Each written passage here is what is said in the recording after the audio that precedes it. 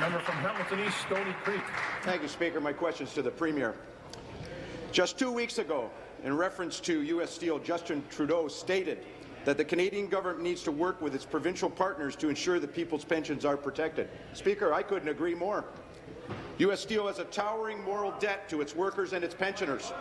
Will the Premier use her influence with Mr. Trudeau to protect U.S. Steel pensioners, to push for the release of those secret documents and agreements with U.S. Steel, and to ensure that these moral debts will in the future be legal debts so that this kind of theft can never happen to Canadians again? Thank you. Sir, Finance. Yeah, thank you, Mr. Speaker. The member opposite makes an important point. Mind you, court proceedings are still ongoing, but our government remains committed to working with all the stakeholders. Our goal, of course, is to achieve a long-term viability of the ongoing operations of U.S. Steel Canada, and, more importantly, to protect the employees and the retirees and suppliers and customers who are affected.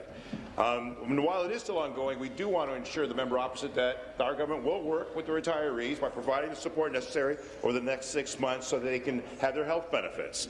And more importantly, we'll establish a transition fund to enable that to take place. And as the restructuring is ongoing, it's important to note that the pensioners and the workers will be receiving their benefit plan. To the point made around unsealing those secret documents by the Harris government that was achieved previously, indeed we will stand by the retirees and U.S. Steel Canada to ensure that that's unlocked. Thank you, Mr. Speaker. Supplementary. Thank you, Minister. Speaker, it's bad enough that U.S. Steel pension funds themselves are underfunded, but there's no trust account at all to pay the benefits of the pensioners. Indeed, there seldom is. The benefits that form part of an employee's promise to its retirees are funded from the company's current cash flows, not from trust accounts. Pensions were once funded this way, and after many bitter lessons, we decided on a better way. Perhaps it's time for other post-retirement benefits to receive the same protection. What will the Premier do to ensure that the medical, dental, health benefits of retirees are given the same financial stability and security as their pensions? Minister. Thank you, Mr. Speaker. As the member knows, as restructuring continues, it's important to remember that the company that is still operating and the retirees are still receiving their pensions.